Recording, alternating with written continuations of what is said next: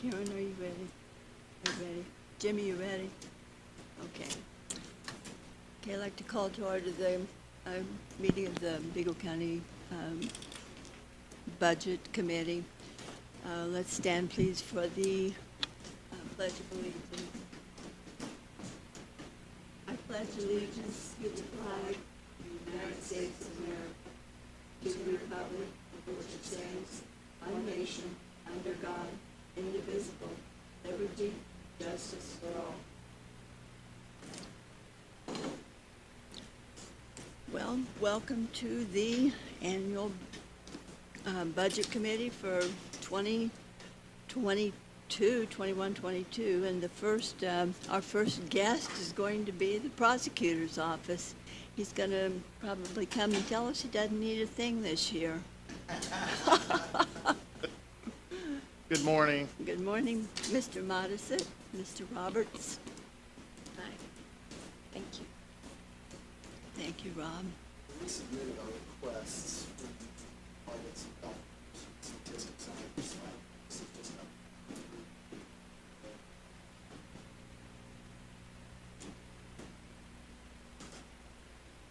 I can kind of go through what Rob handed out, but basically, we're asking for 2 additional deputy prosecutors and 1 additional staff person or secretary to kind of give you a screenshot of what we're dealing with at the prosecutor's office right now. First off, if you look at the first handout that Rob gave you, it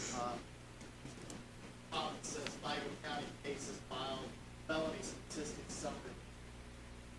See that 2019, actually we've been on an upward course here as far as number of cases.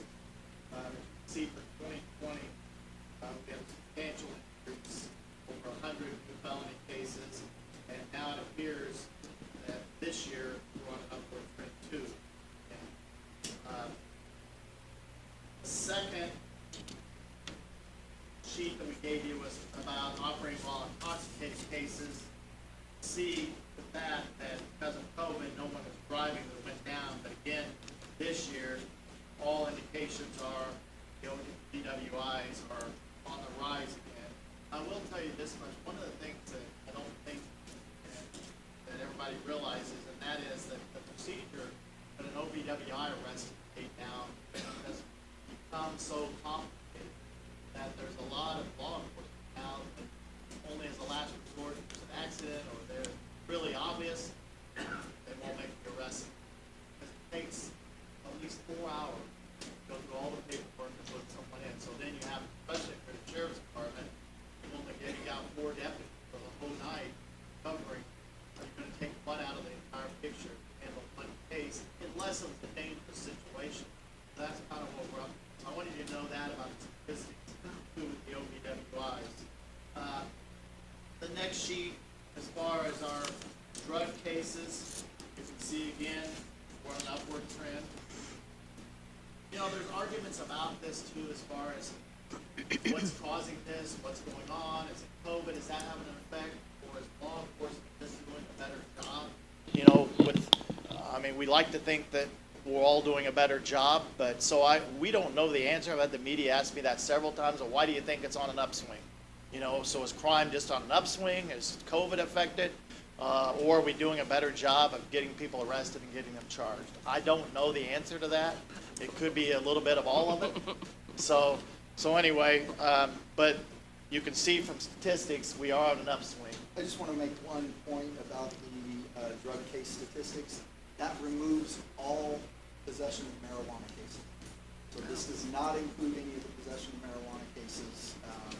This is just either dealing cases or possession of the harder drugs or scheduled controlled substances. And you know, both our office and law enforcement's been blamed for supposedly we're filling up the jails with marijuana smokers. That's totally false. We've asked people to show us one case over there where someone's in jail just from a charge of smoking marijuana. No one can do it. We are having law enforcement ticket someone if that's their only offense for marijuana. Now, other people over in the jail that have other charges along with that charge, correct. But if somebody gets arrested for just marijuana possession, they are giving a ticket and told when to appear in court. So I wanted to clarify that too.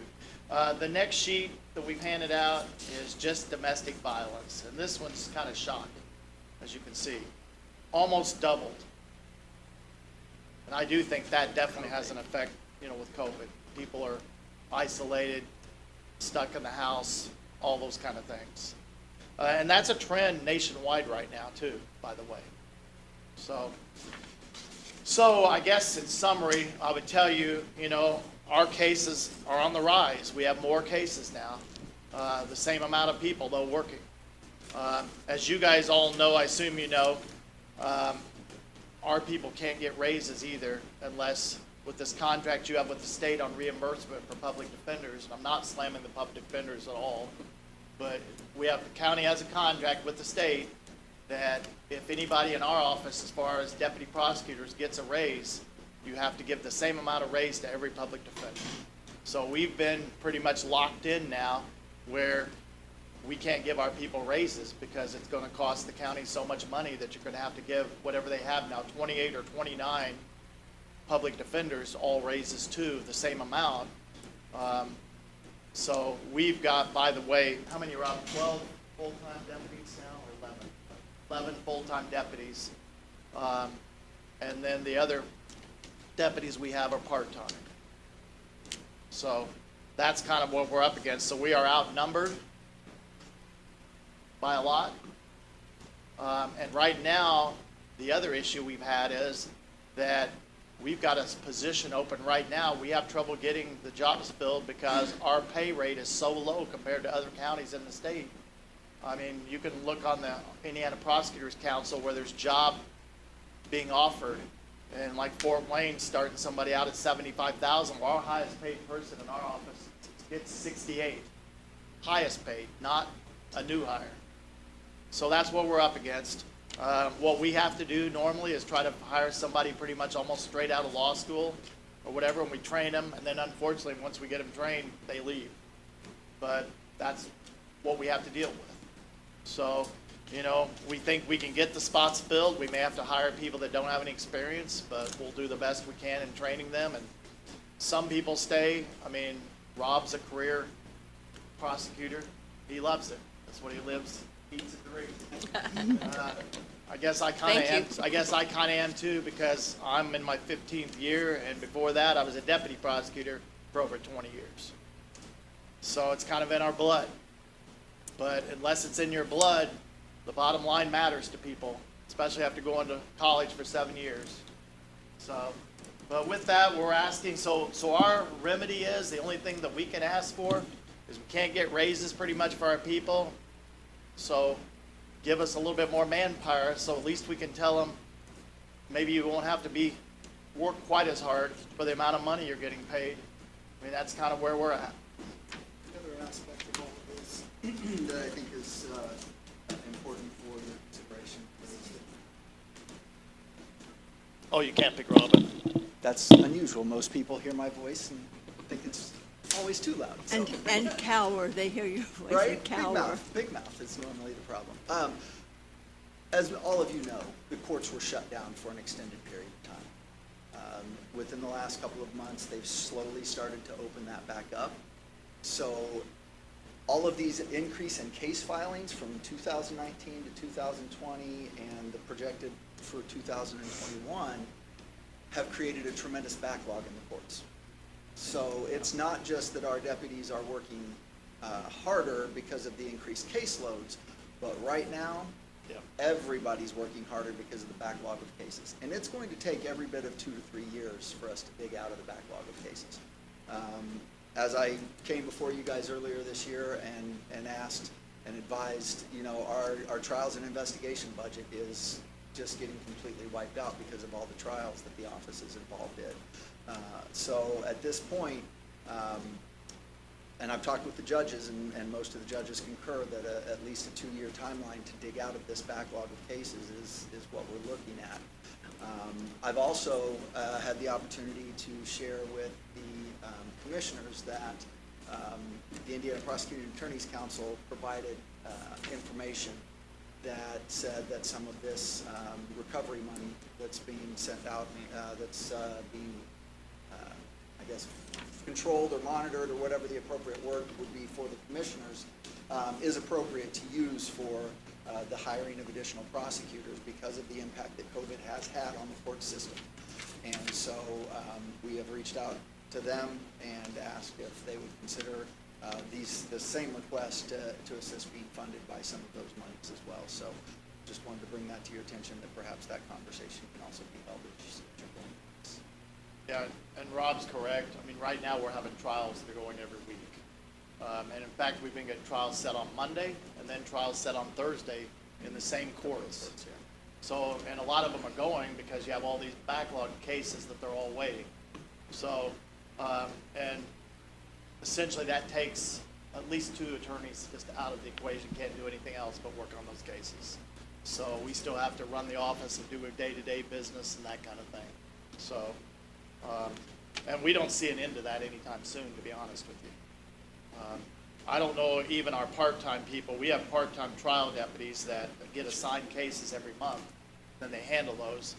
And, I mean, right now, one of them's tried, 3 cases in the last 2 months?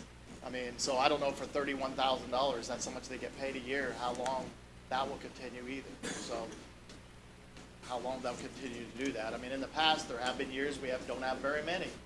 But unfortunately, now it's all coming to a head, so. We do have additional budgets that have been submitted to you along with this request. And so I just want to kind of maybe just work through those briefly. 2 of those budgets are based on income that come through the office. One of those is the infraction deferral program. That's a program that is set by statute and allows for people that have received a traffic ticket to go through a diversion so that that traffic ticket doesn't become a part of their permanent driving record. And in the process of that, the city court collects some of the fees, and the prosecutor's office also has some income from a portion of those fees. That was dramatically impacted by COVID, without people driving, and officers, because of wanting to limit contacts with people, were certainly enforcing traffic laws less. And so we have lowered our projections for income on that. We try to be very conservative with that. Melissa has done a very good job of training me over the years about making sure to try and be conservative, and then if income is greater than normal, we can always come back and ask for more. So we've lowered our projected income on that. We've lowered some of the requests of funds. Generally, I try to keep, for example, 2021's or 2022's request based on the actual income that we're receiving in 2021. So we've dropped that down a little bit. On the flip side, the seized asset account is also an income-driven account through forfeitures, and we've had some increases in that, which is one of the reasons that we came back to you earlier this year and asked for that increase in funding out of that budget because of the number of forfeitures that had been resolved and that income going up. And at this point in time, based on the seizures that have taken place, we expect that to go up, which is why our expected income in that fund has been increased for 2022, as well as some of the requests in that budget. But again, that's all income driven, and obviously if, just like our personal checking accounts, if there's nothing in there, we're not writing checks in that situation. But again, we try to be conservative with the numbers in that situation so that we don't have a situation where the income is not where our projected numbers are at. Child support has a couple of small requests just based on increased needs for printing, for the bonding of the employees, and for equipment rental. These are just natural increases in those areas. It's nothing terribly substantial. Their bottom line on their budget for non-personnel for a division of about 20 people is $32,000. So just some slight increases in a couple of areas there. And then the Adult Protective Services budget, that is a grant/contract. The state waffles from year to year as to whether or not they want to call it a grant or whether they want to call it a contract. We did see in this budget cycle a a slight increase, but I will, since most of you may be not familiar with that process, they do not cover, the state does not cover the full expenses for that division. This doesn't happen. That is a conversation that we are continuing to have. If you look at the level of funding from about 6 years ago till now, they have dramatically increased that to the point of, I would say, probably a 40% increase in that time period, but it still doesn't meet all of the expenses out of that division. Adult Protective Services does cover multiple counties, and so all of the counties in the state, especially the hub counties, continue to work with the state agencies and the state budget committee, trying to increase that funding. We have, like I said, they've substantially increased it. The goal for the next budget section, well, it was the goal for this budget session. It didn't quite happen, but the goal for the next budget session is to make sure that the state is covering all of the expenses for those, and we continue to push for that. And I believe, other than the standard prosecuting attorney budget, that covers everything. Again, this year we had $30,000 in trials and investigations. We've asked for an increase to $40,000 on that budget, so that hopefully we won't have to come back in the middle of the year and ask for additional funding. And trying to remember if there were any other substantial changes in that. Not that I'm aware of, so I think that's it. Do any of you have any questions as far as, like, I don't think a lot of people in the public understand. They think we just handle just criminal stuff. We have a whole child support division. We have an whole adult protective services division. So we have a lot of different umbrellas over there that we handle. I had a quick question. You actually answered one of them as you were going through about the COVID funding and potential with that. What happens, I try to be an optimist, but what happens if we do go ahead and increase, deputy prosecutors, and then we see after 2-3 years, cases go down? Will we just kind of absorb that through people leaving, or are we committing to this type of staff permanently? It's a good question. I mean, you know how that goes. Once you get people in there, it's much harder to have them gone. I mean, I'm not going to sit here and try to, fool you on that. And you get everybody gets their assignments and gets kind of their, so I mean, we would hope for one thing that our diversion funds and stuff would increase, because there was a time where we paid a lot of our salaries out of that fund and different things. But I mean, ultimately, you guys will have the final say so on what happens as far as if you don't, I mean, if I'm still around, I mean, and you ask me that question, I'm going to be honest with you. We'll give you the statistics, and you guys can decide whether or not we need that many people or not now at that point. But right now, though, it's not fun over there for anybody going to work. We are slammed. I mean, I'm not kidding. I mean, in fact, a lot of people ask us, including law enforcement, why would you guys want these jobs? No, It's and bad right with now. the numbers, between COVID and a lot of those cases, I mean, those can be ongoing too. Absolutely understand that. Again, just trying to be an optimist that in a few years those will go down for you. I hope so. I've been burned a few times when I'm optimistic, but just something, to consider, and maybe as we put funds towards other areas. And that's why too. we started providing these statistics. Yeah, no, and statistics tracking these over the definitely last help. couple It's- of years, it's- just so that you can see the need is legitimate, and I hope that once we dig out of this COVID hole, and if those numbers are going down, then there may be a point in time where even just through attrition. That's the word I was thinking of. Thank you. And then one last thing. You said how many full-time prosecutors you have? How many part-time do you have? 11 full-timers, and what do we have now, part-timers? We eliminated one spot, but 4 or 5? 4. Okay. And what was it you said the public defenders had? They have 28. Okay. And Rob and I are paid by the state, so, we're not included in the budget. Okay. So, Thank you. I want you to know that. I just have one comment. I knew that you guys were going to be the first ones up today, so on the drive here this morning, I want to thank you, because I just can't even imagine the stress that you guys are under, and you just handle it with grace and dignity, and you'd never know. It's like how they talk about ducks. They're gliding on the surface, but you're paddling like crazy underneath. That's what I see with you guys, especially your office. It's just amazing what you guys do. Appreciate that. Rob and I are veterans, I guess, so we're used to this pace, and we're used to, Gliding. everything changes with one phone call. Oh, yeah, I imagine. Christmas get called out on murder case this last Christmas, so, I mean, I'm just saying, it is what it is. We knew that when we took the job, so. I appreciate it. I appreciate what you guys do. I just have one question, and thanks for the job you guys do as well. I appreciate that. She asked the question on the part-time. You said what the cost was for the highest paid. What would be the pay on these entry level? Assuming that's what you're saying, possibly entry level of the two yeah. requested. Rob can explain that better, but there's a scale based upon experience and different things of what paid, but the bottom is right around, what, 59 or 60? Rob? Yeah, 15 and 16. for full-time. And I'm sorry. oh, and the staff as well. You had two positions and one staff. What was the staff? Staff, I believe, is 34 for this calendar year.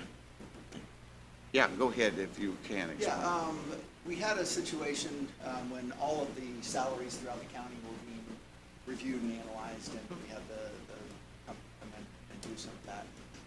And it was at that time that pretty much all of our deputy prosecutors were making the exact same point. Whether they were a major felony court prosecutor, whether they were in one of our entry-level courts, whether they were somebody that was handling major felony trials, like murder trials, and had to have a lot more experience. And so in working with the council was very gracious and set up a scale where, based on someone's experience, we now have a salary range. And so the council sets that base salary range, and then the experience that a person has can increase that. For example, if they've been practicing as a lawyer for more than 5 years, they get a 2% increase. If they've been practicing as a prosecutor for 3 or more years, they may get another % increase. And if they've got at least 5 jury trials, then they get 1%. If they've got 10 or more jury trials, they get 2%. So it's directly reflective of their experience as a lawyer, and often as a deputy prosecutor, that helps them to get above that base salary. So if somebody coming straight out of law school is going to go into one of these spots, the last 3 positions that we've had open over the last 2 years, we've had 2 applicants each. That's it. We've been very fortunate that 2 of those times we had surprisingly qualified applicants that just kind of came out of nowhere. But this most recent one that's been open for the last 4 months, we've had 2, one with absolutely no experience, and the other that didn't come with very good recommendations. So it's a challenge, but again, if we have the positions available to push, we'll get those people trained up and give them the same love for prosecution that I've had for the last 20 years. Thank you. One other comment that I wanted to make is that I see the need with all the changes that have been made in the last 5 years. I'm a big proponent on countywide reevaluating the positions and the salaries and I'm going to work Appreciate towards getting that. The other thing I would say accomplished. good luck with that. Yeah. Because that is a Yeah. challenge. I'm figuring that out as I'm going to, yeah. The other thing you should know too is I insist on cross-training every attorney in our office because I want us to be flexible. So one of our pitches to young attorneys that come to the office is we will teach you how to try a jury trial. You will get in the courtroom, we will put you in there. We'll have you do second chair for the reason that, number one, I want to make sure we have flexibility all across the office. I feel like if you're going to be an attorney and you want to be a deputy prosecutor, I want you to be a true attorney and be able to do it all. So that's what we do with every single, there's not one deputy prosecutor in our office that we haven't insisted, and I haven't insisted, sits in on a jury trial, gets trained how to handle jury trials, and that kind of thing. So just wanted to make you aware of that too. It is also fair to mention that for these attorneys, we do provide insurance and that's a real benefit for an attorney who is practicing on his own Yes. or her own. Yeah, for those part. To have that benefit, so. Without that, we wouldn't even be able to get You anybody would not to get take them, the that's part-time correct. spots That at all, is period. correct. And that's a heavy lift for the county. Yeah. I mean, we're really paying big time. And we're not really complaining, we know you guys have your constraints too. I mean, it is what it I is, know right? you do. We're not like trying to complain, I you know. know, we'll do the best we can But with what that's a we good got. selling point for you to get those folks, so, and I Yeah. know that that's your big selling point as Yeah. well. And plus, they get to work with you guys. Yeah, I don't know if that's always a treat or not. Thanks so much, Thank you. fellas, thank you very much. We gotta move along here so we won't get way behind. I believe our distinguished assessor is next on the agenda, Mr. Gardner.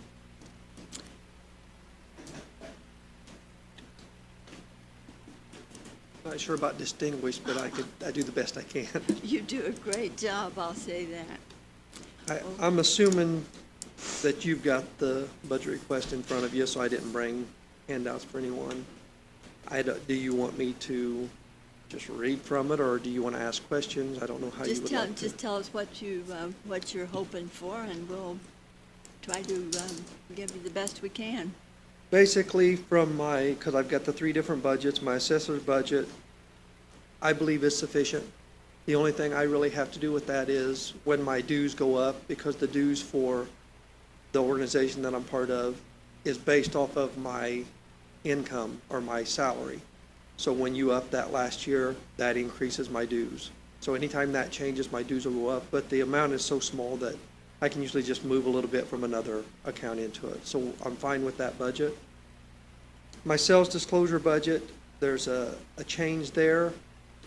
And I don't know if this is the appropriate time to bring it up, because I have submitted a request to appear before the council next month on purchasing a vehicle for my office. I did put that in this budget. So in this budget, I'm requesting the purchase of a new vehicle for my field representatives. The charge would be $31,000. I decreased my contractual services by $10,000 because I believe that it'll still be a sufficient amount based on past. What we really use that for is if we have to, when we go through the appeal process, if we have to fight a commercial appeal, sometimes those commercial appraisals can cost anywhere from $5,000 to $15,000. And it's to the benefit of the county to at least approach it that way. In the past, we've settled most of those, so I don't feel that that fund needs to be as much as I had it, so I decreased it. But I did add the $31,000 to the other charges, which would cover the purchase of a brand-new vehicle, which would be under a 3-year bumper to bumper, but for 5 years, the most it would ever be out of pocket for my office would be, I was told, $100 for any repair that was done. So I think maintenance-wise, buying the new vehicle is the best way to go. So I did put that in the budget. I noted in here, my office staff in 2020, we put 8,033 miles on their own vehicles. Mileage rate for the county is 40 cents a mile. That might have been fine when gas prices were down around $2 a gallon. We're up over $3 a gallon now, and they're projecting it to probably get closer to $5. So it's just not feasible. I was trying to be conscientious with the budget in the past, so I've never thought a vehicle for the office was in the county's best interest. But I don't see how I can continue to require my staff to use their own with gas prices going as high as they are, where now they're actually losing money if they're out in the field. To offset that, I guess, to kind of go on a tangent here, if I receive the ability to purchase that vehicle this year, I do have the money to cover that without an additional appropriation. I would just need to make 2 transfers, and the money would there to be able to purchase it this year, and at which time I would not need that for the 22 budget. So I just wanted to bring that up. Also, to go along with that, the sales disclosure fund, that is maintained by the sales disclosure fees that are charged for every transfer that takes place. That fund, through HEA 1271, Section 7, the state has increased that. It was $10 per sales disclosure before. It's raised to 20. 50% of that stays with the county in that fund. So my estimate would be, based on past history, that the new amount that's going to be deposited every year would be about $17,400 versus it used to be roughly $10,000 per year. So that's went up about 75% in a fund that currently has a balance of $120,588. So I don't see that as being a huge draw on that account. That's it for the sales disclosure fund. And again, that's a moot point if I'm granted the permission next month to purchase the vehicle with the money that's currently there. The reassessment budget, I did have a big request there. I do think it's in the county's best interest. And what that request would be is I want to change the contractual services other from $140,000 to $215,000. By making that change, currently we do one flyover every other year. That's what drives Beacon. That's what drives our office and all of our GIS. Currently, our cost to do that is $96,000 a year, and that's for one flyover every other year. So we get three. We do a 6-year contract. We get 3 flyovers in a 6-year period. The biggest problem we find is with reassessment, we're required to look at every piece of property once every 4 years. We do know that in the rural areas, which is the majority of what we've got, a lot of people do not get permits. They do not request them to do either demolition or new construction. That will not get caught for up to 4 years because we can only be out there so often. With this request I'm having, it gives us the yearly flyover, and it also gives us a program called Change Finder. And what Change Finder does is it takes an image from the previous flyover, compares it with that exact same spot for the current flyover, and if there's a change, if that footprint changed by, and we can set the percentage, so let's say 10%, if that footprint changes by 10%, it kicks it out to us and says, you need to look at this, something's changed. And it will do that for the entire county. So this will help both county and Harrison. That will help us to catch the garages that have been torn down, the houses that have been burnt down, the new additions that have been added, the new garages that have been added. We're finding houses that have been complete for 2 years that aren't on the rolls because either a permit wasn't applied for or it wasn't promoted to our office, but it's just something that just wasn't picked up. The other issue is staffing, and I'm not asking for new staffing, but this would help with that. I mean, on average, the county's portion, what we actually look at is about 12,000 parcels a year. And that's between reassessment, which we have to do by mandate, and sales disclosure verifications, which we have to do by mandate, and permits, which we have to do. On average, a person can look at about 3,000 parcels. I have 2 field people. So we're looking at 12, and I've got enough people to cover 6. The way we catch up with that is the other staff members in my office, when we have slow times, they're out in the field. I've got 2 of my desk people out in the field today. My chief deputy was out in the field twice, once last week and once this week. I was out in the field last week. So we pick up that slack. So I'm okay with maintaining that.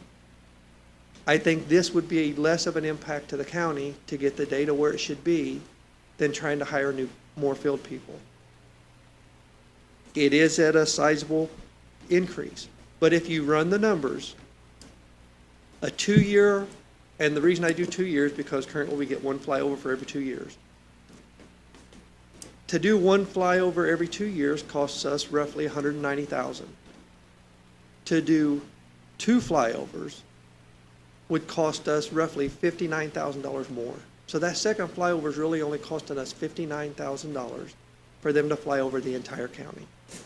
And I don't think that's an exorbitant amount. I think that's feasible for us to do. Adding the change finder, that's a $46,000 setup to get the first year to work. After that, it's $23,000 a year for them to maintain that. The reason the setup is so high is because what they have to do is they have to take the previous year's flyover. They have to actually go in and they draw a picture around every improvement, every structure, so that the next year it knows what it's looking at. And then that's done every year for every flyover. So that's what the cost there is for. Regardless, if you don't give me that, I do think we need the change finder, which would be at a cost of $46,000 a year. So I put that in next year's budget because I gave you two options. That would give me next year's budget of just, I increased it by $46,000. Every other year after that, it would be an increase of $23,000. So I get that. That's at the discretion of the council. Again, I think the best method would be a yearly flyover with the change finder. Worst case scenario, I would like at least change finder. And I think that, I mean, I can throw numbers at you, but you've got that. So unless you've got any other questions, I don't want to take up a lot of your time. So with the flyovers and the program, you know, obviously you're assessing values and things like that. In a sense, if we're properly catching those improvements or things like that, assessed property values could go up and we could catch it better. Am I following that right, or? In a perfect world, and if everything worked as it should, textbook, the more property that's on the tax rolls, so the more taxes that are distributable per person, potentially the tax rate could go down and it could actually save everyone money. So basically, it's just saying, the ones that we're not catching, those people aren't paying anything. Right. So to maintain that same budget, everyone else is paying more. Okay. So to get us equitable, everyone needs to be paying just their portion, nothing extra. And to get that to happen, we need to pick everything up as soon as we can. And what they should be paying. Okay, you said it much better, but that's where I was going with it. Thank you. My question is, I guess, this actual physical flyover, or are we using satellite with the GSI? It's a physical flyover. The Is there plane not- flies over, it does, we get the 3-inch because we need the best ortho that we can get. Actually, it goes down to 1 inch, but the cost goes up almost double, and I don't think that's feasible. I think the 3-inch works fine. But yes, it uses, plane actually makes the flyover. It's got some high-resolution cameras that just take the pictures, and currently we do it once every other year. The state does offer a flyover once every 6 years, and matter of fact, I think they're scheduled to do one in 2023. The issue is it is at a 6-inch ortho, which really isn't feasible for us. Now, we can do, I think they call them buy-ups, where you can get it better, but I'm just not sure how reasonable that is for us, and I don't think it does oblique, which is something that we highly use in our office. And my next question is, one of the counties I'd lived in at a time, if you came in and you got a permit, they gave you, to incentivize people getting permits and not doing it, they gave you an abatement for a period of time if you made an improvement, so that they would self-report. Has that ever been looked at? Well, first of all, the abatements are done through council, so that wouldn't be anything I have any control over. Well, But I mean, second of all, they had that set up in their structure. and here again, I'm kind of talking out of school here, but the abatement should only be something that is a benefit to the entire community. If it's an individual, the abatement's only helping that individual, and that's not the idea of the abatement, because then you're pushing that tax burden onto everyone around them. Well, the abatement was only on, and maybe I didn't explain it, the abatement was only on the improvement for a short period of time, so. So maybe they- an exemption would be. Maybe it's a better wording as exemption. That was just how they did it to get people to report, so they didn't have to spend money to go back and track them to, so it's whether you I mean, that prosecute might be or you something prevent. the county wants to look into. I do know right now what they're trying to do is they kind of went the other way. They went with punishment. If you do not get a permit and it's found out that you're doing an improvement, then they fine you for not getting the permit. If a contractor comes in and does the work, they're not supposed to do the work without seeing the permit, or they can be fined. Yes. So that's the county's way of trying to pick that up. The other way, I mean, I guess there is the potential out there for that also. I would Was think, that in the state of Indiana? that's what I was gonna ask. No, it wasn't.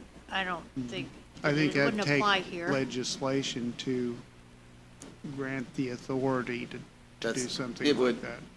I just asked him if Yeah. it was a possibility, if it had been done. And my answer would be, I think anything's a possibility. The legislation can do pretty much what they Right. want, but based on the current guidelines, I don't see that as being something Okay. that could happen. Fair enough. Thank you. More questions. So you mentioned Beacon and GIS. I mean, that's used beyond, just to clarify, I mean, there are many departments that use that. So would that give more accurate Yes. information for everyone? And I have doing spoke with the this? highway department, because this is, they do use GIS and they use permitting, and they do overlays, which shows grading of different culvert pipes or bridges or things like that. It will benefit them, but it's not gonna benefit them to the point that they're willing to say, we need to spend this money for it. But it is something that will help out other parts of the county. Yes, by I doing mean, it, by having the most accurate I information. can get a report for you that shows the number of people in the county that use Beacon per day versus what they were using it 5 years ago. Matter of fact, they showed me the report the other day, and the numbers are astronomical. We're going into hundreds of thousands of views per day. And that's just people wanting to look out there and see what's going on in the county. And they do compare their neighbor. I mean, what's my neighbor paying versus what I'm paying, which is why I added the two options to Beacon, the sales comparable option now, and then the tax estimator. Because those are things that people had a desire for, so we could get it pushed out there at no cost to the county, so I had it done. I think the more information we get out there, the better, and a new updated flyover, as recent as we can get it, is just one more way of doing that. And just to kind of sum up everything that I've requested, we are trying to do the best we can and be the most fiscally responsible by not asking for more and more stuff. I think something that indicates we're going in the right direction is, when I first took office, we had 1,800 appeals that year. And in my opinion, an appeal is an indicator of your assessment levels. The farther off you are, the higher those numbers are going to be. Last year, we had 480. This year, even with COVID, which caused a lot of businesses that normally wouldn't have filed to file, which is understandable because of the situation, our number still dropped down to 430. So in my opinion, we are getting closer and closer to an accurate assessment level. And this is just another tool that I think would help us get there. Okay. Mr. Gardner, I want to tell you, I think you're really hitting it. I think you're just doing a great job. It's such an improvement. 2 thumbs up to you. I thank you very much. We'll just keep trying to do the best we can. You're doing it. All righty, I think we're ready for area plan. Morning, I will be much shorter than the previous two. We'll see about that. Well, we might have a whole flock of questions, you never know. I'll be happy to answer those. They seem to be interested in the GIS, so maybe you'll be answering GIS questions. Beacon, but just, I mean, and the more detailed images we can get, it's only gonna help us do our job better. So, whatever he was asking for, I'm in favor of. My request here this morning is probably a little different than some of the others that you'll have. Rather than ask for additional funding for this or that, I'm just simply asking that we don't see our funding evaporate any further. If you take a look at the graphs I presented to you there, in 2016, I would have considered us being fully funded. We had money for participation in the flood insurance program. We had public outreach programs. We had continuing education. We had everything that I thought we needed to make our office function fully. In 2017, we saw kind of an alarming trend. Our budget got cut by just 3% that year, but that was followed by another 28% cut in 2018 and another 16% cut in 2019. So by the time 2020 rolled around, we were running out of some of the basics. We were out of paper. We were out of, just basic office supplies. We had cut all of our programs for continuing education. We have no ongoing training resources for our office. We're really down to just kind of existing. That's all we can do. And we continue to see our work increase as the economy begins to grow, developments coming into town. We're taking on a larger role and partnering with the city and doing a lot of their planning for them. Anything that happens in the way of rezoning, subdivision, we're doing a lot of their regulatory work for the floodplains for them, and we don't get anything from it. They don't even give us a single ream of paper. In the 8 years I've been there, they've not even dropped off a box of pens for us. So our workload continues to increase while our funding dries up or goes away. So what I'm asking for this next year is not really an increase. I think because we had an office member taken from our staff and placed elsewhere in the county, I think I can utilize some of what he had or what he needed to help fund the rest of us. I'm just in hopes that we don't see any more of our funding just disappear. That's all. So if you could help in any way in making sure that we continue just to exist, that's all that we can do right now, just exist, then I would be eternally grateful. Wow. I have a question. When did the trend of, and I get, obviously we're all in Vigo County, Terre Haute and all that. When did that start and like the process of like picking up some of the city, like the rezoning and things like that? We have always processed rezoning and subdivisions for the city. There was a gentleman that worked for the city that was in charge of advising people and assisting them with their petitions before it came to us. It would be completed when it came to us. And I don't know what has happened with the engineering department for the city, but his role has either diminished or he's just not really Not doing it there. anymore. I don't know. Okay. And I'm not gonna point fingers and I'm not gonna accuse, but I'm saying we are picking up the slack from where they are doing maybe something else where their focus has shifted somewhere else. And, we're willing to help. We're all in this together. We're one community. We're willing to partner with them to make sure that these businesses, as they come into town, get the direction and the guidance that they need.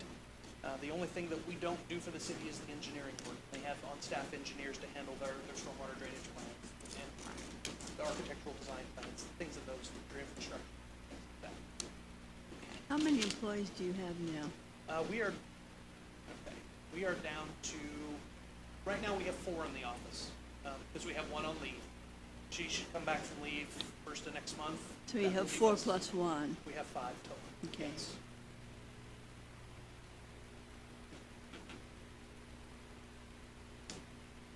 And to clarify, because you've got some newbies up here, Sure. I know a little bit about what you do, but as far as, talking about obviously economic development, things like that are going to be important to us. Yeah. Where is the biggest emphasis of your work for your department? Like what is something really important we should know about it when we're considering this? Okay, well, to back up, Uh-huh. I know Brenda knows what we do, and I know Vicki knows what we do. Our office is in charge of regulatory oversight for all federal, state, and local land use policies. Okay, so we do things like floodplain control. We do subdivisions, we do rezonings. When people come into the county to get a permit, we're their first stop. So they look at us as a go-to for businesses looking to locate community. Okay, that's what I was. I meet regularly with, or talk to Steve Witt regularly about businesses potentially going here or there, or they'll refer them to our office, and, we're interested in looking at this location for this use. What do you think? What would we need to do to get the ball rolling on this?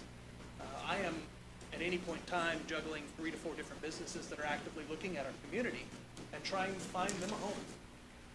We want you to go here, but there are these issues that you'll need to do. Go over here, you'll have these issues you need to deal with. You can go here, and things will work out okay. We're quite excited, quite busy for the longest time of potential development out around where the casino might have gone. Those brakes have been slammed on. and everybody's Don't now put that in telling us- past tense, okay? Well, everybody's just saying, hold up, just hold up. Time out. We're not walking away, we're just saying, let's wait and see what happens. So we've had a pause the past month or so, but we still have some other new businesses that we're looking forward to working with. I've got a meeting with some folks who are gonna be redeveloping the Kmart building here at the beginning of next month, as well as the old Tuesday building. That's looking at redevelopment as well, so, So some very important things. yes, some obviously. positive things that we see. Okay, okay. I was, my husband has an engineering background, so I was fairly certain, but I just wanted to make sure I was thinking Yeah. correctly, so, thank you. What happened?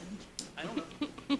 Really? I don't know. I mean, I can explain or account for a small portion of that. 2015, the county got, and area planning got involved with a lawsuit, Cobblestone Crossing, over that development. Yeah. So that ate up a little bit of our legal funds, and they had to come in and ask for a little bit more additional funds for that. So I think that maybe accounts for the 3% drop, where we gave back the money the following year that we didn't need from the legal funding. But the following 28% drop, followed by another 16% drop by. Then splitting it up in the GIS stuff and the blah, blah, blah, and so on and so on.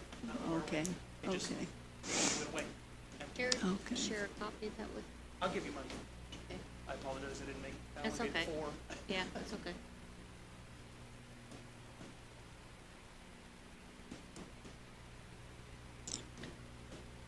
So the most critical, most, prioritize this for me, tell me you absolutely, absolutely, absolutely must have, must have. Crank that off and tell me what's the most critical thing you need. It's so hard to say. I would honestly put our emphasis on training and those resources, simply because our office, I know how, Terry was saying, you know, there's so many new people in our offices. My office of 5 people, there are only 2 of us with any more than 2 years' experience. Myself with 8, and Kenny Kale, who's been there since the beginning, basically. So I have 3 of my 5 staff members that have less than 2 years of training. They know the basics of what we do, but that's it. They don't know any more than that, and I would love to be able to get their knowledge wrapped around some more advanced information, maybe get them some outside training to help broaden their horizons. Any new ideas or new resources that they could bring to us is only going to help expand our horizons and help us approach these businesses that want to come to the county and provide creative examples or some outside, struggling for the word there, but Fresh anytime- eyes. Yeah, anytime we can work together to come to a more creative solution for problems that occur when businesses are looking to relocate here, then it's only going to help it. I really wish you could get the public education going again too, because there's so much that, I know it would take a headache away from you if people had more knowledge before they even called your office. You're absolutely right. Public outreach is something that, when I took position, we didn't do at all. We had none of it. As a part of the Community Resource Program, the CRS program through the National Flood Insurance Program, we're required to do a minimum amount of public outreach and education on flood zones, flood hazards, things of those sorts. Well, the flood thing now is so critical, I mean, all over the country, that's something we really need to think about. We are fortunate enough that we could get a discount through the Home Builders Association. We know enough of those guys that we could go to the home show Okay. and set up a booth and just be there as for the public. But if we could, you know, even host a forum for local real estate agents or for homeowners, those would help tremendously.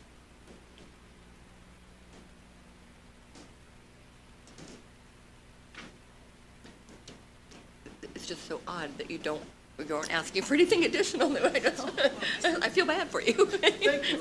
I have asked for more in the past and have never gotten it.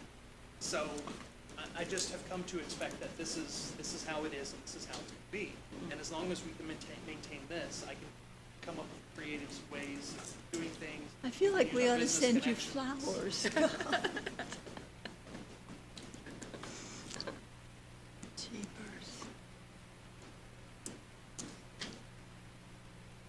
Is your car's running? It does, yeah. We're fortunate, it's a 2014 model.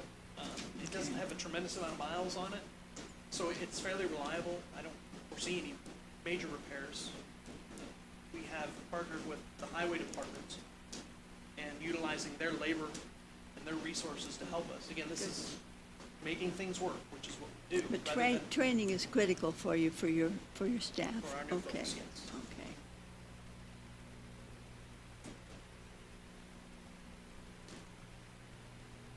I think you've made your point. Just please watch over our budget, make sure it doesn't get cut anymore. That's the only thing I would ask. Okay. Thank you. Thank you, Jared.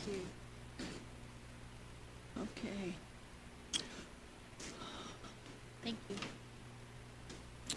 Juvenile court.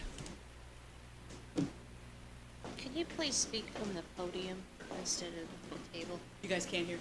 It doesn't pick up well, it's too low and all that. Well, morning, thank you. Hello, My name's folks. Sarah Mullican, I know all of Your Honor. Bill Watson, Deb Kessler. We're here asking for some money for, first I want to thank the council, I know ACT and others, thus, get the opportunity for putting in place of diagnosis. Judge's meeting, and you're all welcome to come see support services, support programs. Excuse me. Can't hear? Sorry about that. Can you hear now? Yes. Doesn't pick up, okay. Anyway, I'm gonna let Deb talk about the request. Hi, thank you for giving us an audience. We are requesting, well, first I want to tell you that we have been working on this drug court. We started just before COVID, had to take a break, and then we resumed. There's a team of 5 of us, 5 or 6, that we have been working diligently, meeting weekly to every other week, to create this drug court. We will be, we are successful at certification, which is our intended goal.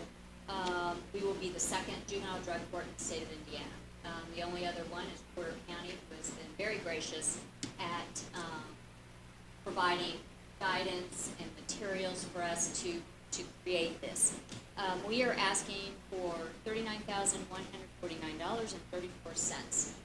That will take care of salaries for partial salaries for a coordinator, public defender, and a case manager / probation officer who I've brought, has come along with us today. Jenny Fouts will be our drug czar. And then Ellen Spillers is our office manager who will be able to answer any specifics that you might need. We are asking for $4,000 in training, for which Jenny and I have, and Becky Southwick is going to be our individual who will be providing the therapy services, drug screens. She's from Raintree. She has been going through some webinar trainings this year. We're asking for incentives of $1,500, participant services of $10,000, and that will include possible home pension, additional drug testing if we need that, and additional mental health testing, and then miscellaneous transportation. So that is what we're asking for. Our hope, and I've been with the probation department since January of 1983. So I've been there a long, long time. And in the last 5 years, we have seen a huge rise in kids that are using drugs.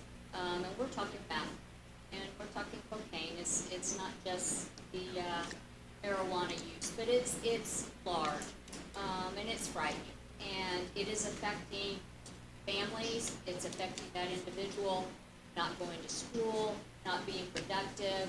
I'm sure you've heard of the website, Snapchat. All the kids are on Snapchat. I have a few officers, Jenny included, who are pretty proficient at getting information from Snapchat. And kids holding drugs, kids holding handguns, hand in hand. And it's frightening. And when they get arrested, oftentimes, it's not for a drug-related offense, but while the probation officer is getting into the case, that's when we discover the daily meth use, no going to school, not coming home. And so, what we hope with this drug court, and what we anticipate, is a more proactive.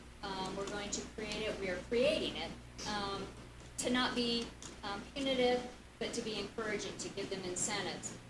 It's gonna be long-term, at least 12 months, they're gonna be in this court, in this program.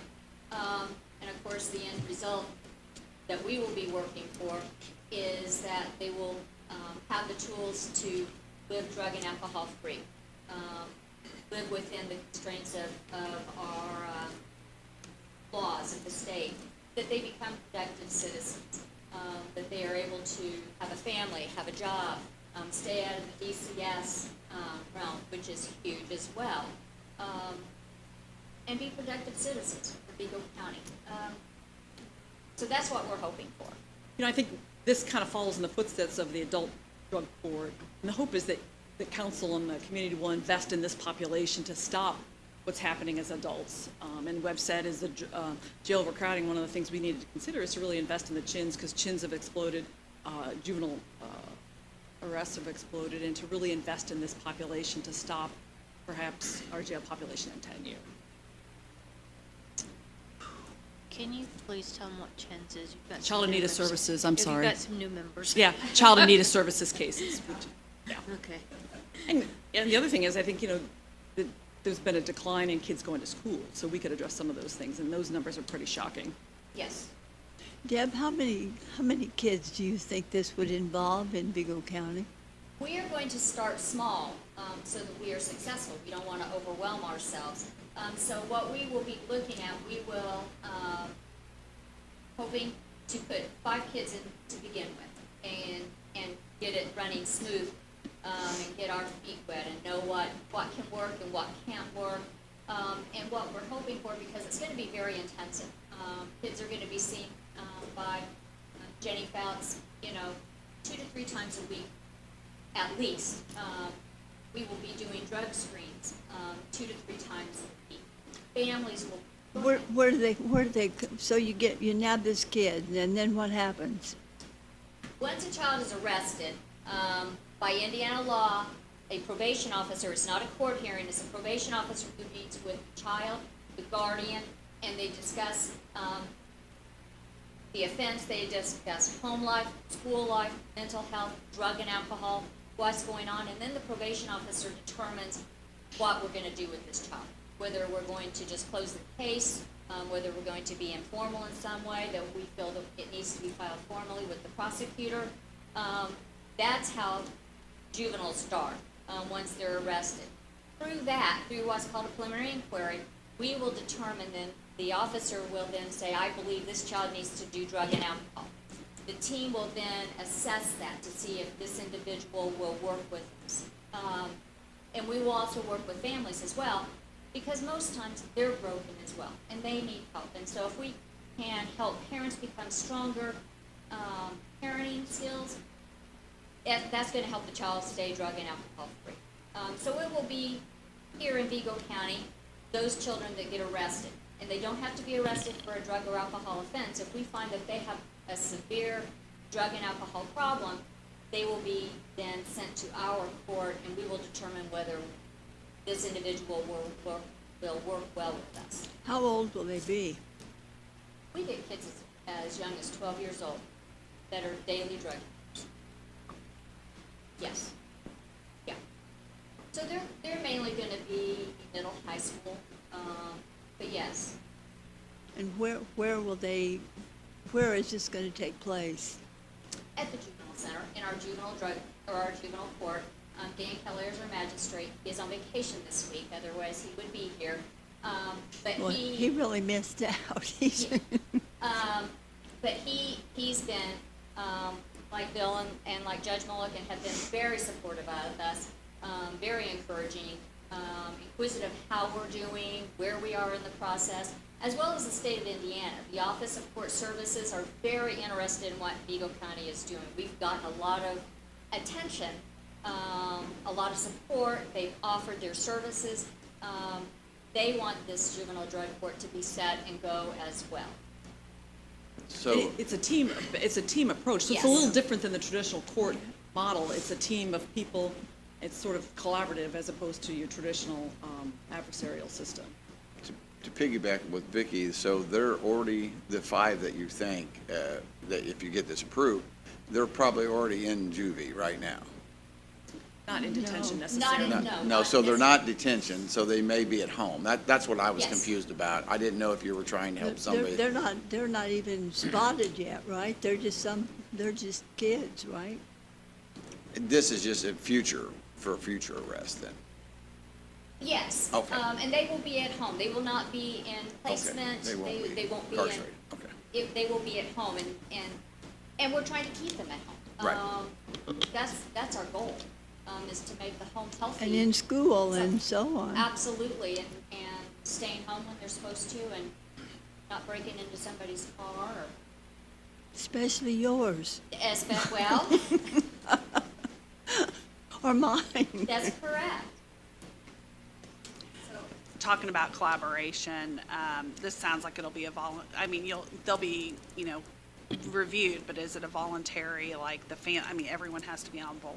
yes. Family and all that. Yes. Of course, the schools, I know you guys have the Vigo County school counselors there too, and the courts too, which will help with any Yes. kind of process. I mean, the on that. participants will be voluntary, and they'll have to sign all kinds of paperwork and agree to be Right. part. So there'll be participating in- buy-in from the family, and from the family. students, and, okay, and kind of like when I met with Bill, just kind of talking about how you were looking at even the adult situations, it has to be like the perfect scenario going into it. Not everyone's, gonna fit that, so.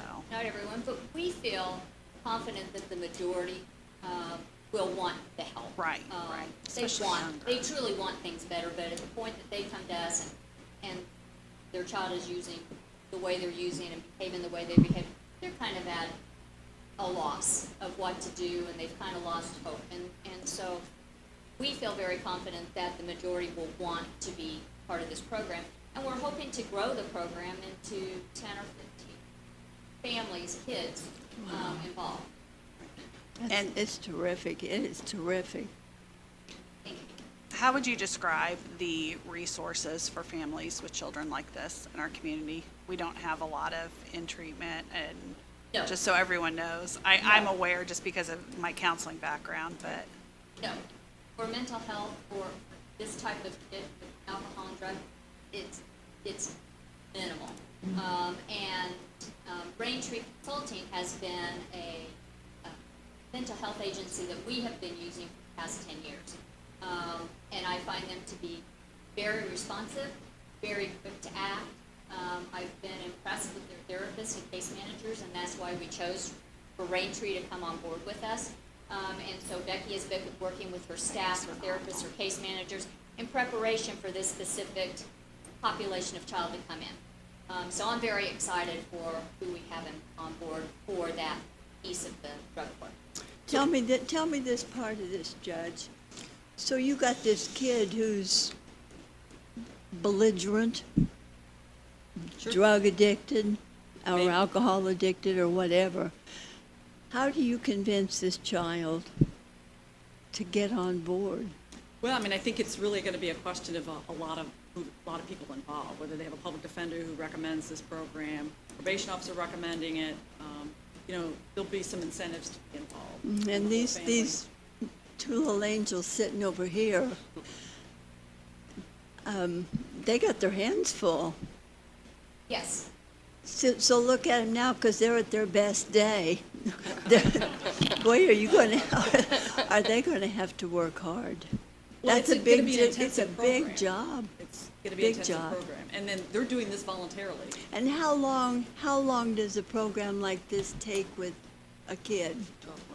Forever and ever and ever? 12 months. 12 There are months. 4 stages in 12 months. And then they graduate. Yes.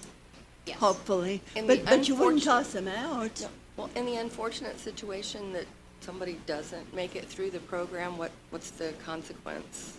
Then they will have a formal filing by the prosecutor, and that will be on a deferral situation. Okay. If they fail the program, then we go ahead with the court proceedings. It's just the traditional court proceeding back to the delinquency. Yes. Do they get a second chance? You get a lot of chance. It's a big job for supervision. Jenny will be awesome at it. I can tell by She's the- looking at her. She's got a little she's perfect halo on right this over her report. head, I Well- can see. Light has to be just right. The kids don't see that all the time, so. Boy, what a job. But yes, our job is for them to be successful. We don't want them Oh, yeah. to trip up. We want them to be successful. So yes, they will have chance to get it together. And kids, you know, they do bonehead stuff. You know, kids Really? think, yes, they act first and then they think later. And Jenny will very much be able to read whether we're at the end of our rope or I think he can do it one more time. He really wants it. She'll be able to read that. And it's based on incentives, so they get Yes. incentives for good behavior, Oh, good. sanctions for behavior that's not acceptable. Just like our adult drug court and all of our problem solving. Or a therapeutic adjustment, if some of their treatment needs to be changed. Yes. All evidence-based practice. You know, That's it, awesome. it's going to have a big team behind this child and family, and again, that's part of the incentive for them to know they're not alone, that they have this huge net, safety net, wanting them to be successful, and we're going to be working towards that. This is going to be a program that they're going to copy all over this country. You wait and see. You guys wait and see. You're That would going to be very on 60 exciting. Minutes and everything else. You wait and see. You know, It's I gonna think work. it fits nicely with a lot of the other things that we've done. That's The exactly dual right. diagnosis, It's a all our whole problem-solving thing. court. That's right. The council's been really aggressive about helping the adult system in the last few years, knowing that there's a problem there. What we really need to support the adult system. Where it all begins. I mean, Invest in Yes. this population. Our adults Absolutely. are those kids. And, you know, if we can slow some of that down, stop some of those kids, get them away from there, then hopefully, you know, we don't have adult Hopefully it'll side. make Terry and Rob's job easier. Yeah, break the Absolutely. cycle. Yep. But, you know, Deb's right, there are limited resources to get another way of getting that population corrected and having. Would you say that, and you kind of already alluded to that, Bill, but a majority of our adults that have issues started under the age of 18, even possibly middle, you know, as a high schooler, you know, teacher, I see it already by the time I'm working with some of the students, but late middle school, even as, like you said, as young. Trauma incidents, children. Right. Finding out the adults in school, like trauma So if you can get them earlier while they're developing. years. Which will certainly be addressed as well. We can't ask them to be drug and alcohol free if we don't help with the trauma that's happened, and you know, there's been some awful trauma with these kids, awful, and so that we will as well we want to deal with the whole package. You have to, or you're not going to be successful. And hopeful to find, you know, eventually get them, a lot of times we lose them with diplomas or even getting, you know, job skills and things like that. So if we can get them on that track. Absolutely. So they'll be productive in our community instead of me reading the jail log and knowing so many names. That's my goal is not to look at the jail log and go, I don't know a single soul on this. I'm with you. Sounds good to me. Appreciate your time. Thank you. Yes, we do. Thank you. Thank you. Okay, we got juvenile center. Juvenile center. We're here for that. Juvenile court, you know.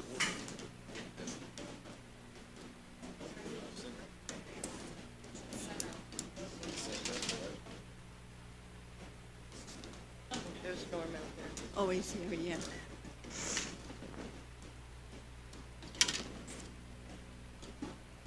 That's best program. It's so good. Wonderful. Yes. It is so good. Sarah is really terrific. Yeah. And Bill, he's indescribably good.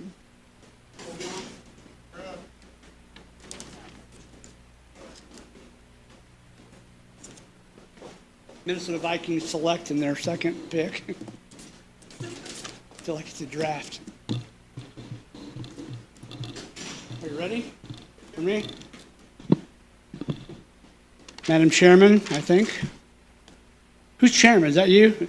Madam Chairman, members of the Budget Committee, thank you very much for the opportunity to come and speak with you. Norm Lottimrook, Executive Director of the Vigo County Juvenile Justice Center. Here to talk to you today about a couple different budgets. The letter of explanation was presented to you, I guess, some time ago.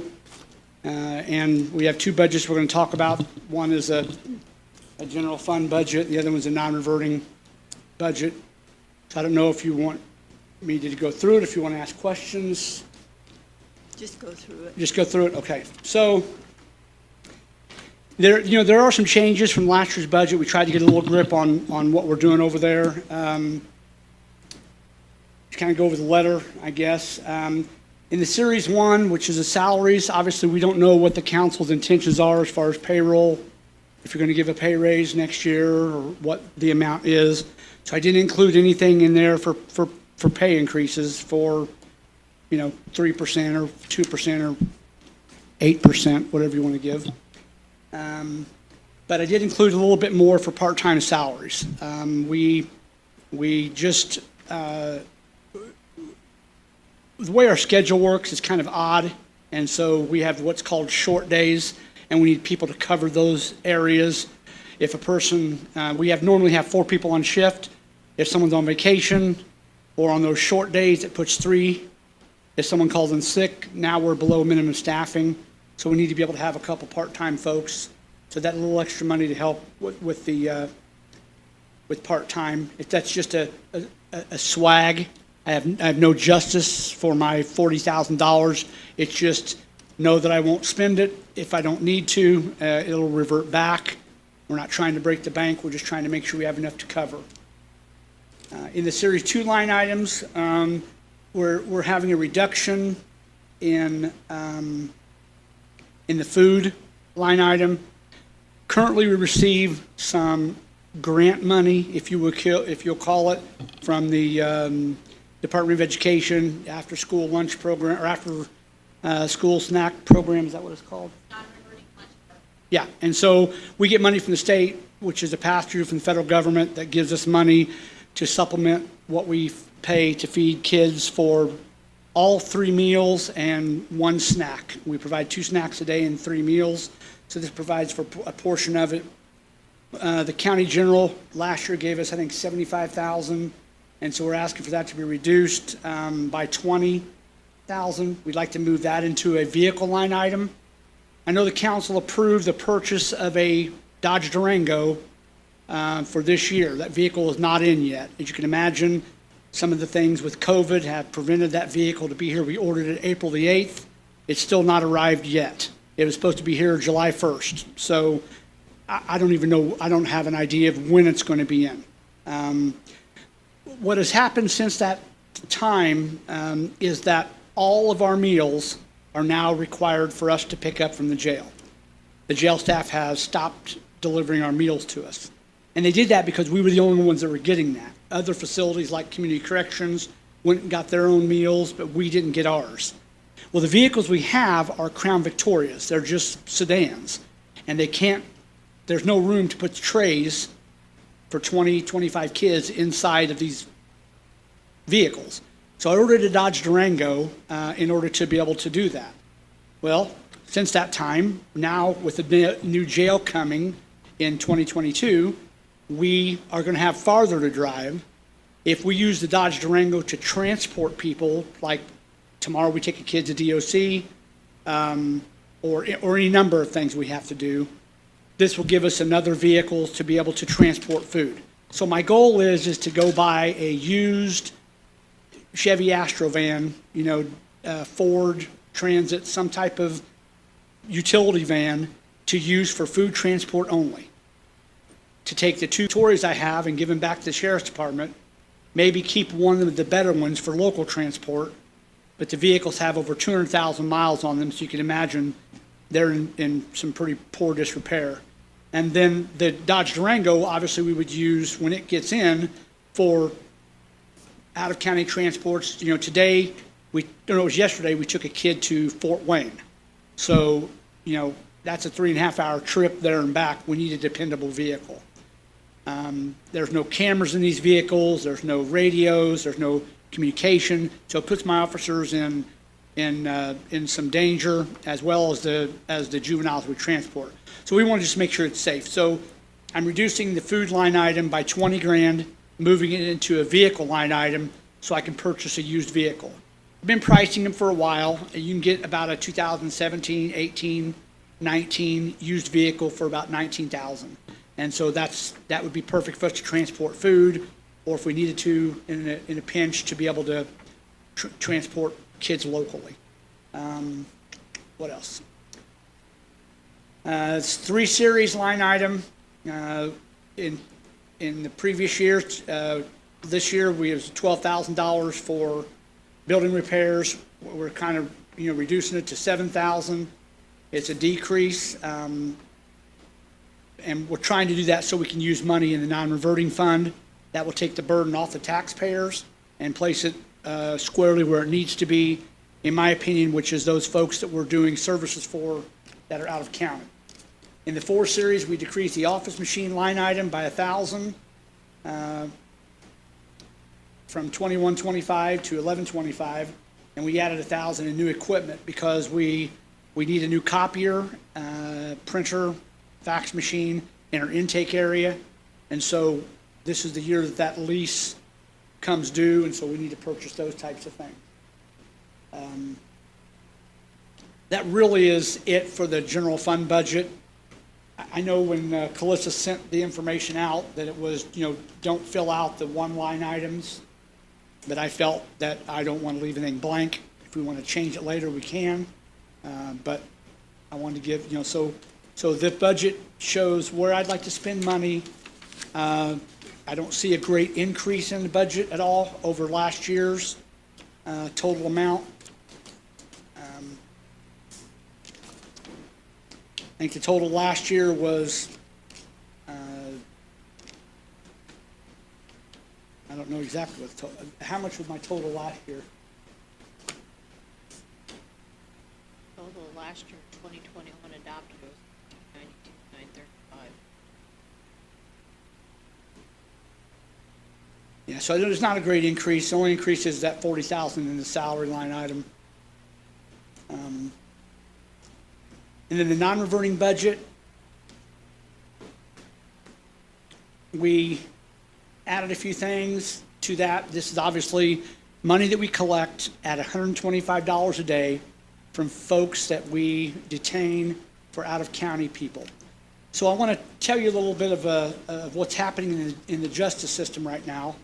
In 2018, the federal government passed a law that said that if a juvenile is a direct waiver to adult court or a direct file to adult court, that they may not be housed in an adult facility where they have direct contact by sight or sound with an adult inmate. And that was done by the federal government because kids are innocent until they're proven guilty, all right? We all know that people are sometimes found innocent, or the charges are amended, or they're reduced. And they didn't want to see that institutionalized happening to kids in an adult facility. They gave the states in the union 3 years to comply with this law. So Indiana, this year, because that law takes effect December, the sunset date is December 21st of 2021. So this year, we didn't have a choice. We had to start complying. So July 1st, Indiana's legislature passed a law that took effect July 1 that said the same thing, that those kids that are direct file or waiver to adult court may not be detained in an adult facility where they have sight or sound of an adult inmate. Because of that reason, and that there are only 14 juvenile facilities in Indiana, and there are 92 counties or 92 jails, we are being inundated with requests to take kids from other counties. And I mean other counties way far away, because they have no place to put them. Bloomington, Boone County, they are calling, requesting us because they don't know what to do. Their judges have been given a directive, legislature has passed a law, and of course, like most unfunded state mandates, they require that we do this, but then they don't provide any funding for us to build a wing to hold these direct waivers or for the jail to hold a direct waiver. So, so now when a kid gets waived to adult court, he must stay in our facility. And so, that being said, we have got to, use some of our money from our non-reverting fund to start taking care of some things. We've got to get some cuff ports in our doors so that we can cuff some of these kids up. Because if I'm getting an adult waiver from Bloomington that's there for a murder charge, I'm going to be treating him a bit differently than I am other people. And I can see it's not happened yet, but I can see where the Supreme Court or someone is going to direct order us to receive those. Where now I can say, we got kids that are going to school, that are here for status offenses, and we're trying to help them, and then you're wanting to send us people that are bad guys. We don't have the facility for that. And I can see some people saying, well, you're getting federal money, you need to help out, because every place is full. And so, in preparing for that, we need to prepare a couple, cells that will hold some pretty bad kids if they happen to come here. So institutional supplies, 6,000, wearing apparel, 4. That's just obviously uniforms. Gasoline, we added 1,000 from there, just because gas prices have increased, and instead of increasing our general fund money, we're increasing money from our non-reverting, which allows for Clay County to pay for those things. Education I've increased. We are doing a online program called Corrections One, which allow for classes to be taught online for continuing education. Same program that both the police use, city police, and also the sheriff's department uses for their correctional officers. It's a good program, so we want to be able to obviously keep our staff trained up on all their duties. Building repair, 35,000. That's just to take care of the things like the cuff ports or anything else that we may need to do at our facility. Incentives, those are the things where we, give incentives to the juveniles for good behavior. Some of those are if they get 5 credits, they have lunch with the director. So I had lunch at Pizza. I didn't take him to Pizza Hut, but I brought Pizza Hut in for a boy that just received 5 credits, which means now he has enough to graduate. He didn't want to do a ceremony here because he wanted to graduate from his own school, but he has everything done to complete it. So he gets out tomorrow. When he does, he'll be done with school. He'll just have to apply for graduation and let the counselors at that school re-enroll him so that he can start receiving those credits. Nothing in capital outlays. So the budget, $63,000 for next year. Our anticipated revenue for the remainder of this year, we just don't know. How do you know how many kids you're going to get? You just don't know. It's ebb and flow. So we estimated about $22,000 for the remainder of this year and about $43,000 for all of next year. So obviously, in an 18-month budget cycle, we have more than enough revenue to cover our budget. So I'll be happy to answer any questions you have. How are we doing on some of the building repair issues that you brought to the council? Have those been taken care of? So can't get anybody to give me a quote. I mean, everybody's busy everyone's busy working, and so, without mentioning some companies' names, I've called several. So I hired an engineer to come in and to do a study of what we needed, a consultant, if you will, tell me what we need to do. And I've got quotes on some of those things. Some of them happened to call me last week, and with the death of Greg Ferenczi, I was off, and so I'll call them back. There were some roofers that were looking at the parapet wall on the rec room, so that or the outdoor rec area, so we could try to fix why it's leaking and try to. We can't paint the wall or seal it till we figure out why the water's. But it's in process, and yeah. we've already accounted So for it. we're still working through it, and I don't want to go to the commissioners and say, I need my roof repaired, until I can say, hey, I've got 3 quotes, I need my roof repaired. That's right, 'cause it goes with it. What are you willing to do? And then if they say, well, we don't have the revenue, I can at least say I've got some. The other projects are coming. the remodeling, upgrading of the intake area. I ordered the cabinets and the countertop in May. They'll be in next week. So it's just taking longer. Everything is just taking longer. Okay. And what's our count right now, juvenile? Are we fairly full? I know, Yeah. today. We were up to about 17, and then now it's dropped. We lose people. We got a girl in last night, 3 a.m, but we lost a kid yesterday, so I think it's 15 or 16. Okay, that's pretty good size. What's the capacity, Mr. Loudermilk? So our capacity is 20. 20, yeah, they're operating pretty high We, right now. and we violate that regularly. Because, obviously if there's something that happens, people bring people in, you can't turn that stuff away. But what we do is we work with probation to try to get them out as quickly as possible. Okay. Okay, thank you.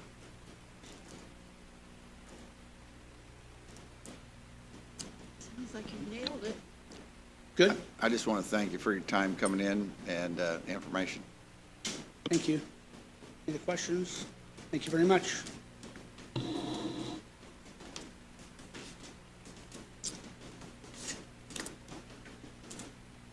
I really expect that to take longer, Well, based on past history. I know, well, he's getting the hang of it.